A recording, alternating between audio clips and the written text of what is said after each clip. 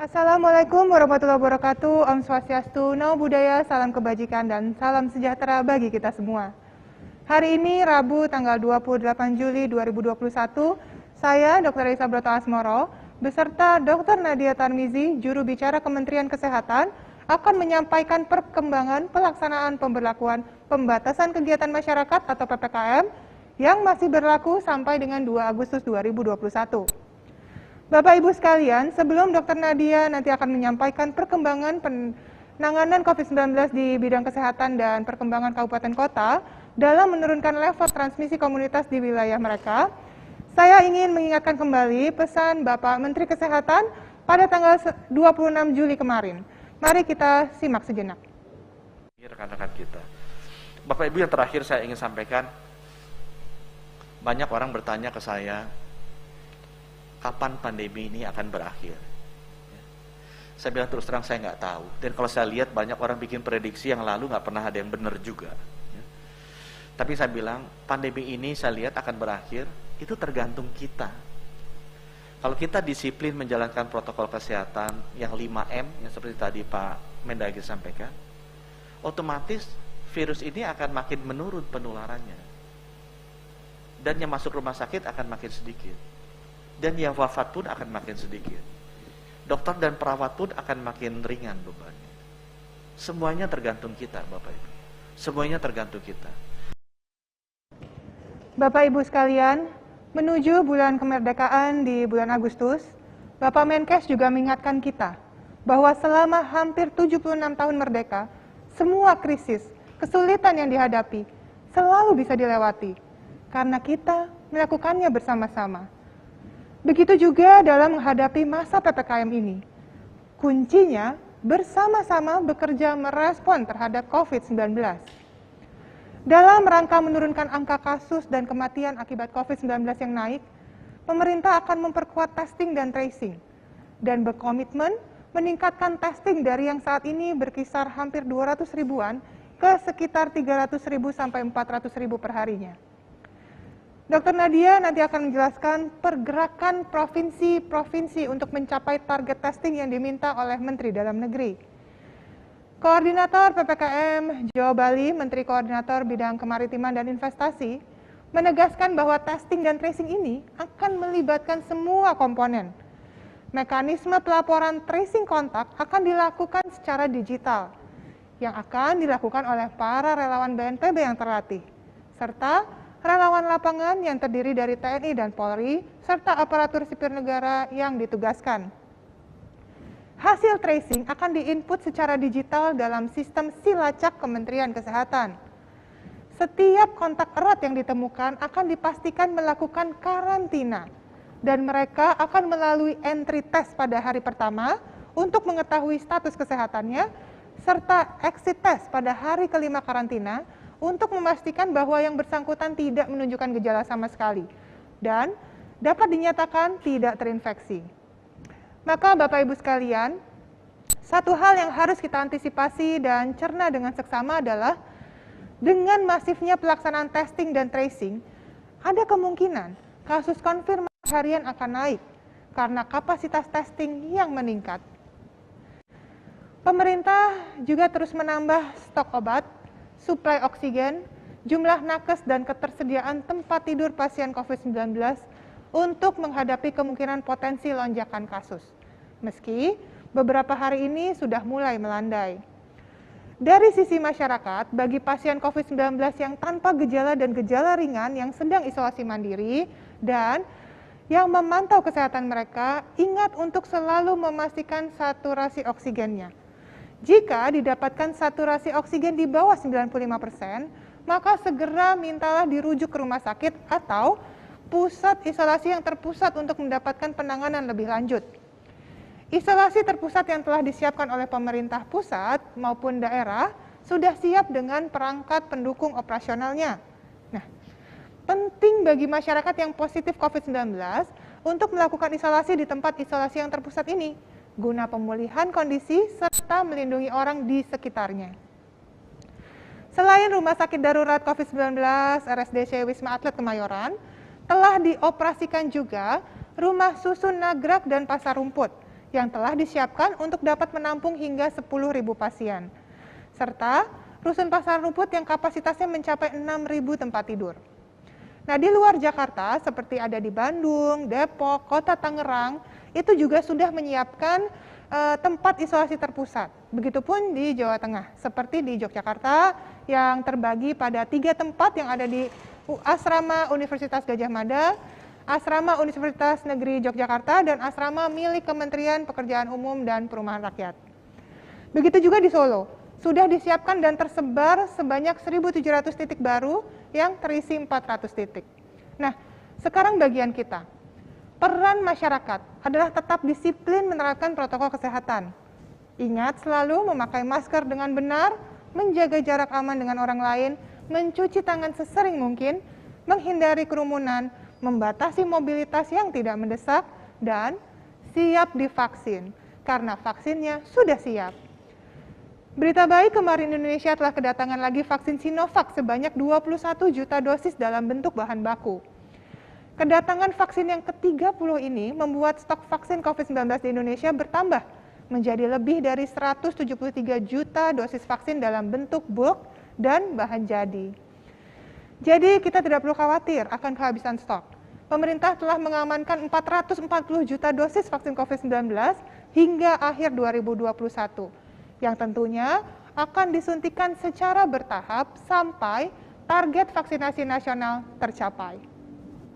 Maka ayo segera vaksin COVID-19 untuk melindungi diri dan keluarga kita. Hingga Rabu hari ini 28 Juli 2021 pukul 12 waktu Indonesia Barat, dari 208,2 juta sasaran, sudah sekitar 64,8 juta dosis vaksin yang telah diberikan kepada sekitar 45,7 juta orang yang menerima vaksin dosis pertama atau 21,9% dari sasaran. Dan sekitar 19,1 juta diantaranya sudah mendapatkan dosis kedua. Jalan menuju herd immunity memang masih panjang.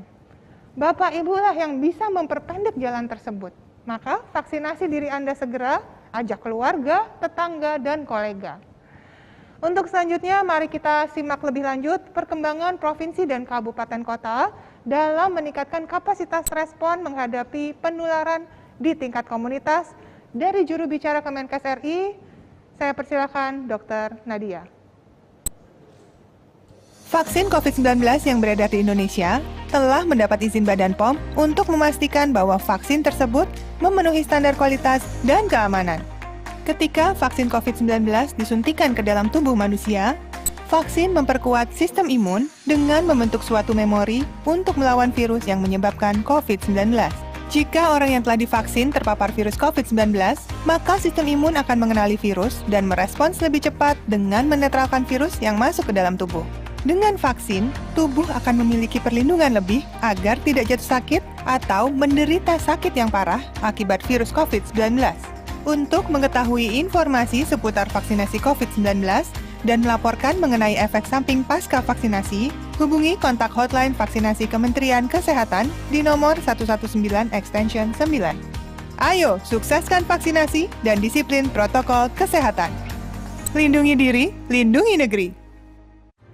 Bapak, Ibu, Saudara-saudara, saat ini semua wajib pakai masker. Kita pasti bisa menghadapi pandemi ini, Indonesia pasti bisa. Bapak, Ibu, Saudara-saudara, saat ini semua wajib pakai masker. Kita pasti bisa menghadapi pandemi ini, Indonesia pasti bisa.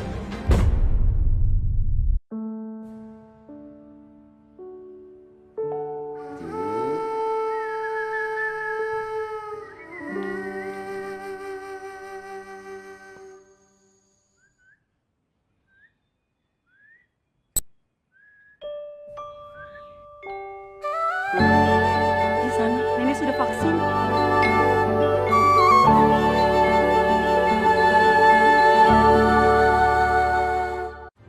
Bapak, Ibu, Saudara-saudara, saat ini semua wajib pakai masker.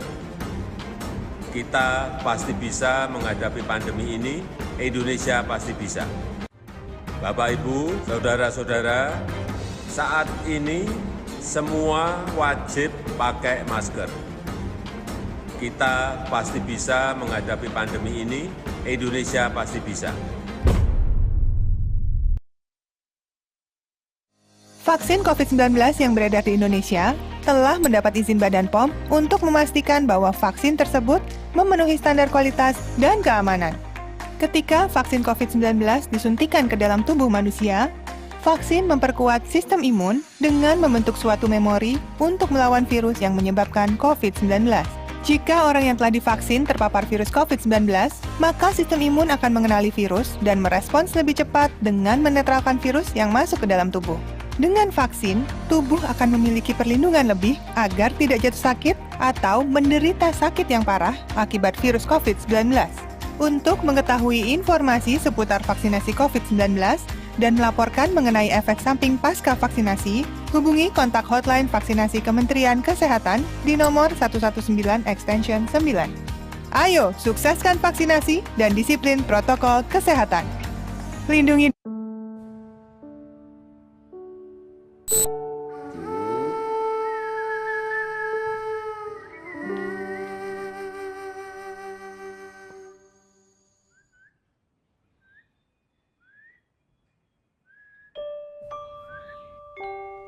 Di sana, nenek sudah vaksin.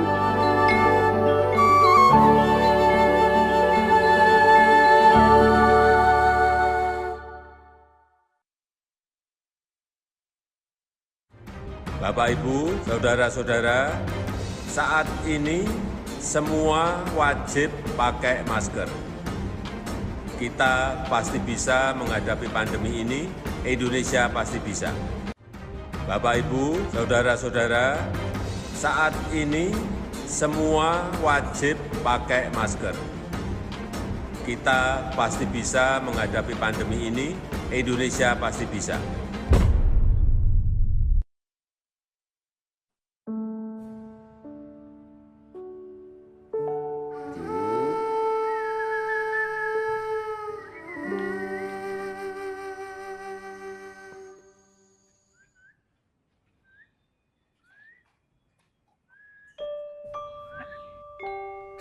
Di sana, nenek sudah vaksin.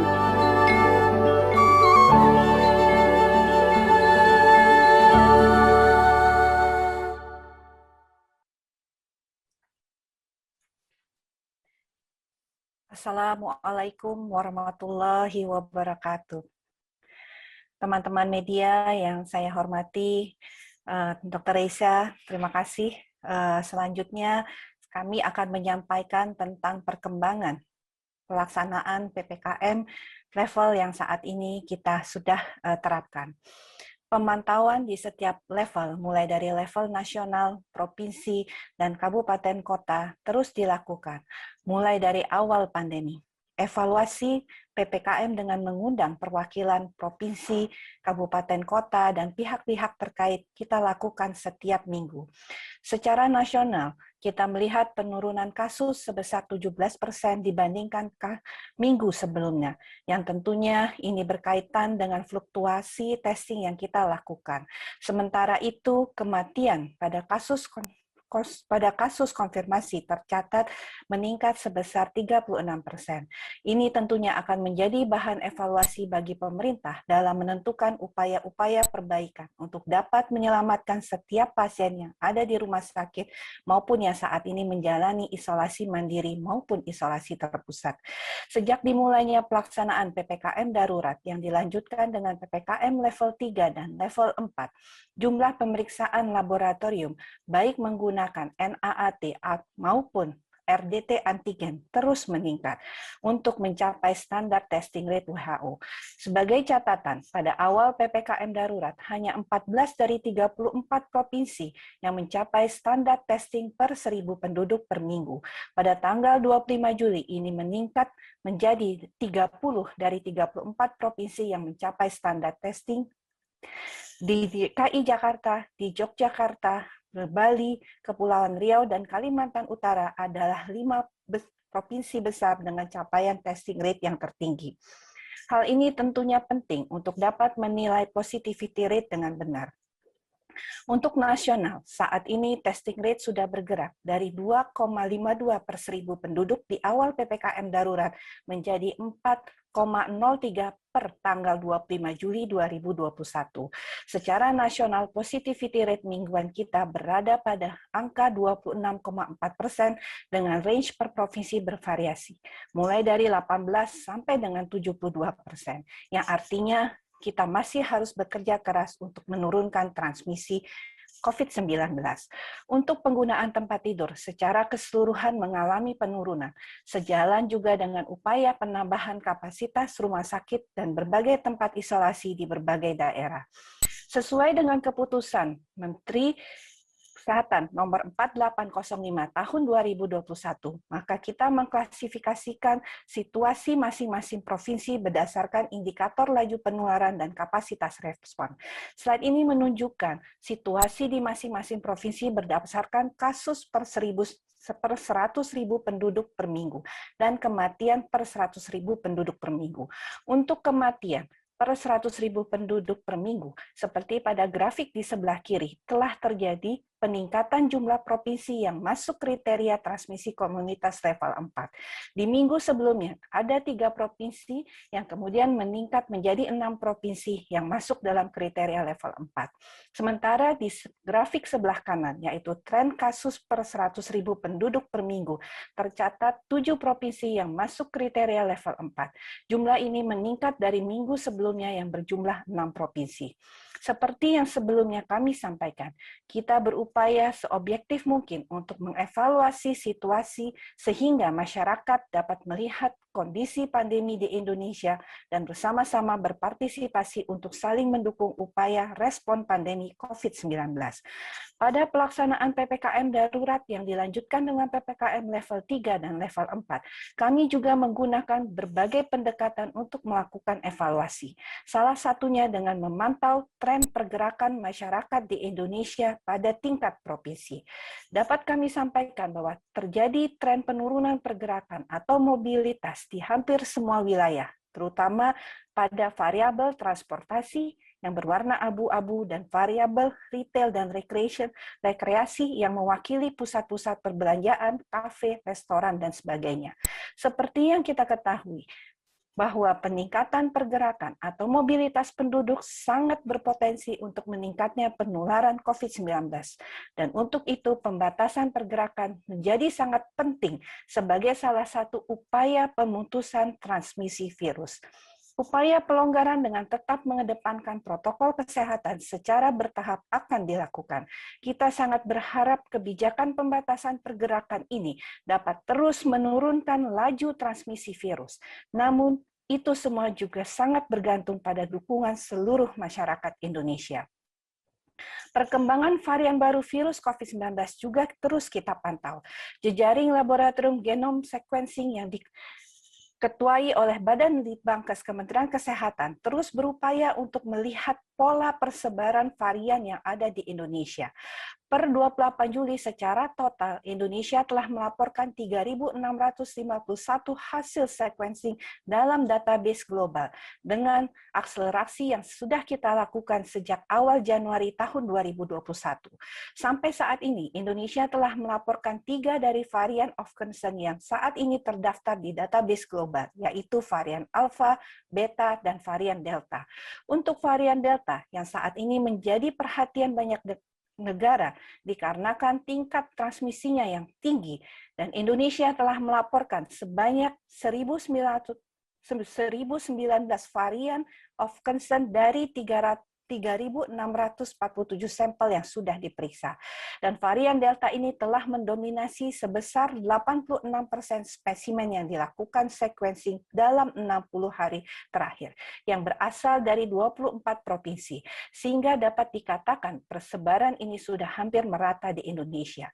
Hal ini tentunya menjadi perhatian kita bersama, bahwa potensi penularan di masyarakat akibat varian ini sangat tinggi dan menjadi salah satu faktor peningkatan kematian kematian.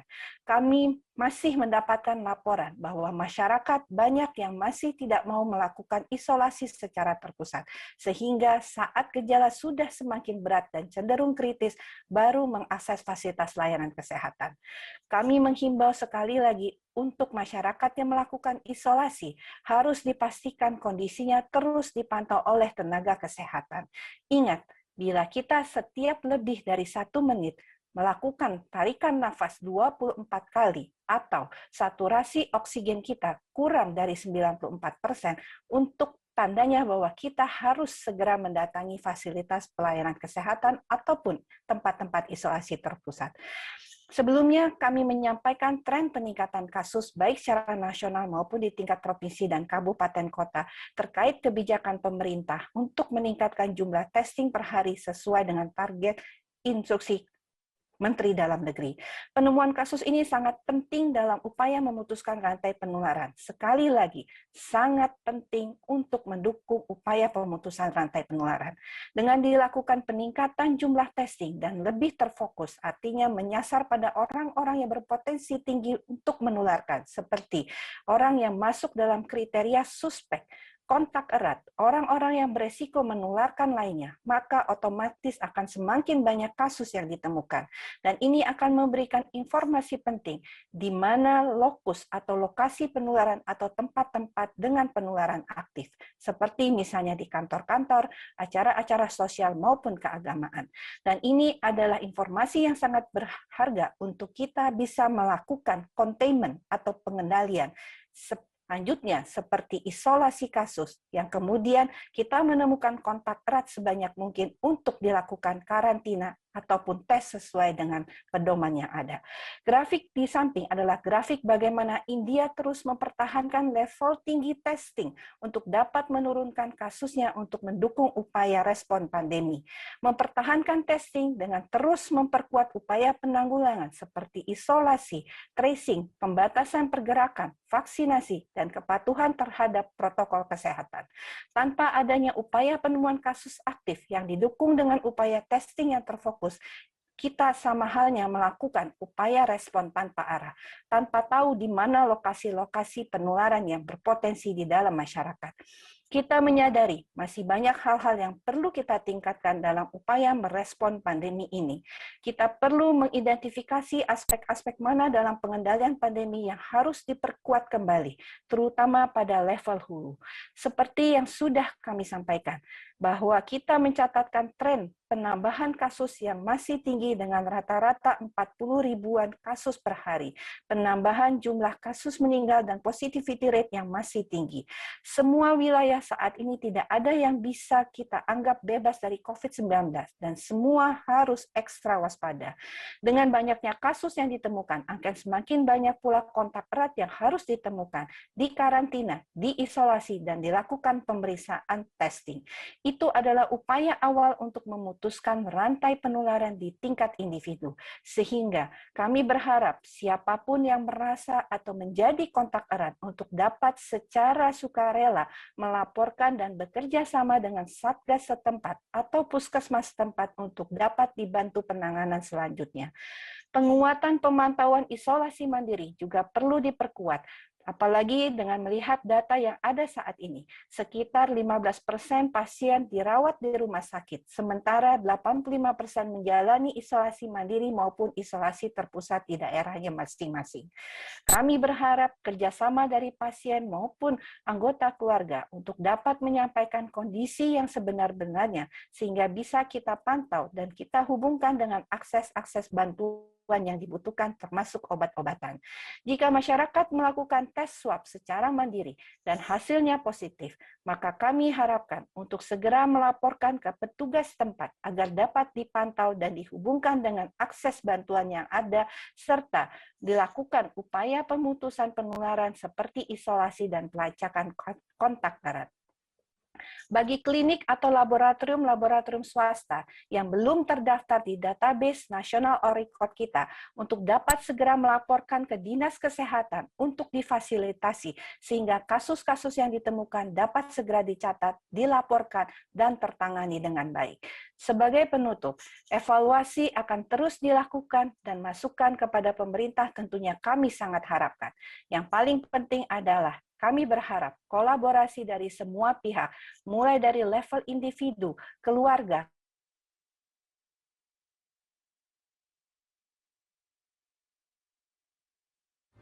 Bapak, Ibu, Saudara-saudara, saat ini semua wajib pakai masker. Kita pasti bisa menghadapi pandemi ini, Indonesia pasti bisa. Bapak, Ibu, Saudara-saudara, saat ini semua wajib pakai masker. Kita pasti bisa menghadapi pandemi ini, Indonesia pasti bisa. Terima kasih Dr. Siti Nadia Tarmizi. Bapak Ibu sekalian, sebagai penutup saya ingin menyampaikan tips menyesuaikan perilaku atau kebiasaan kita di masa PPKM ini. Seperti yang Bapak Ibu sudah ketahui dari keterangan pers Bapak Presiden Joko Widodo, bahwa pasar, warung, dan usaha kecil menengah di bidang pangan dibuka dengan beberapa penyesuaian. Seperti yang saya tegaskan di awal siaran pers ini, perlu dua tangan untuk bergandengan. Pemerintah membuka beberapa bidang, kita menyesuaikan agar bidang-bidang tersebut tetap berjalan dengan lancar dan semua yang terlibat tetap sehat. Saya punya dua tips untuk menyesuaikan diri atau adaptasi di dalam masa PPKM. Tips yang pertama adalah adaptasi berbelanja di pasar. Pemerintah telah mengumumkan bahwa pasar rakyat yang menjual sembako sehari-hari diperbolehkan untuk buka seperti biasa dengan protokol kesehatan yang ketat. Dan pengaturan lebih lanjut dilakukan oleh pemerintah daerah. Bapak Ibu sekalian, ada lebih dari 16.000 pasar di Indonesia. Kalau sampai kita tidak taat prokes, ada 16.000 lebih tempat yang dapat menjadi pusat penularan virus. Sangat berbahaya tentunya kan? 5 provinsi yang memiliki pasar rakyat terbanyak adalah Provinsi Jawa Timur, Jawa Tengah, Sumatera Utara, Sumatera Selatan, dan Jawa Barat. Ini adalah provinsi yang beberapa kabupaten kotanya menerapkan PPKM level 4. Artinya, resiko penularan di tingkat komunitas di wilayah ini masih tinggi. Maka apabila kita harus berkegiatan ke pasar, ingat 5 hal berikut ini. Yang pertama, kondisi badan harus sedang fit dan sehat. Jika sakit, apalagi mengalami gejala seperti demam, batuk pilek, tetaplah di rumah saja. Segera konsul ke dokter bisa melalui telemedicine atau pastikan mengikuti testing COVID-19. Yang kedua, selalu menggunakan masker saat perjalanan menuju ke pasar serta selama berada di pasar. Masker double tentu lebih baik. Yang ketiga, sering mencuci tangan. Kalau ada dengan sabun dan air mengalir, atau bisa juga menggunakan hand sanitizer, tapi ingat, dengan cara yang sama, yakni mencuci tangan secara menyeluruh, termasuk permukaan, punggung tangan, dan sela-sela jari. Hindari menyentuh area wajah seperti mata, hidung, dan mulut selama di pasar. Kalau mau lebih aman, gunakanlah face shield. Yang kelima, jaga jarak minimal 1 meter dengan orang lain. Langsung membeli yang sudah dicatat dan persingkat kunjungan sesegera mungkin. Lalu segera pulang kalau sudah mendapatkan semua yang dicari. Panduan pasar sehat dan pasar yang beradaptasi dengan kebiasaan baru sudah dibuat oleh Kementerian Kesehatan Republik Indonesia dan Kementerian Perdagangan sejak tahun lalu. Jadi, ini bukan hal yang baru sebenarnya. Bapak Ibu sekalian, kunjungan dan interaksi kita dengan pedagang kaki lima, toko kelontong, agen atau outlet voucher, pangkas rambut, laundry, pedagang asongan, bengkel kecil, cucian kendaraan, dan usaha kecil lain yang sejenis yang diizinkan pemerintah buka dengan protokol kesehatan ketat juga sama. Pilih lokasi yang terbuka dan persingkat kunjungan. Selalu pakai masker dan jangan dilepas. Dan cuci tangan sesering mungkin, terutama setelah bertransaksi. Warung makan, pedagang kaki lima, lapak jajanan, dan sejenisnya yang memiliki tempat usaha di ruang terbuka juga diizinkan dibuka dengan protokol kesehatan ketat.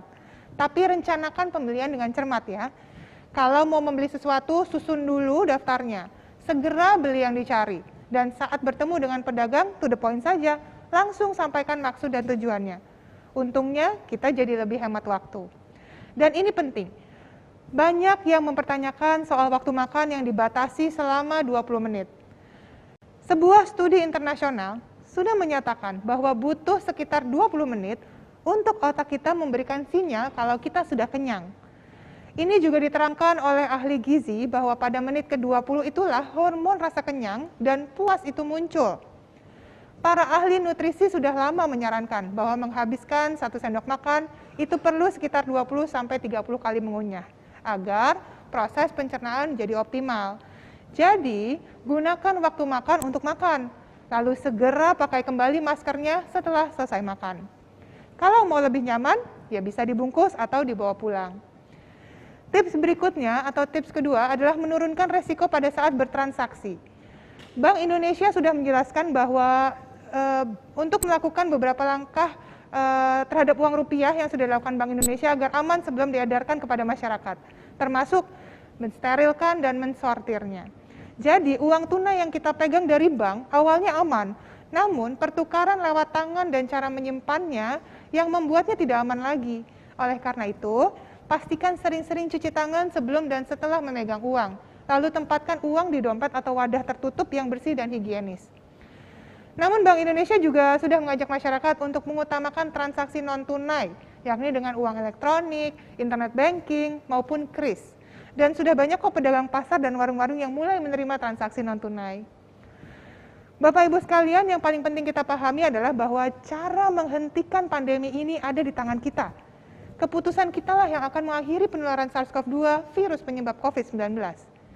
Ingat lagi, saya ulangi lagi, saat pandemi ini tidak ada kegiatan yang nol resiko. Maka kurangilah resiko sebanyak mungkin dan praktikkan terus-menerus bersama-sama protokol kesehatan. Yuk Indonesia, kita pasti bisa. Semoga Tuhan melindungi dan memberkati bangsa Indonesia. Terima kasih, selamat sore dan wassalamualaikum warahmatullahi wabarakatuh. Om Santi Santi Om.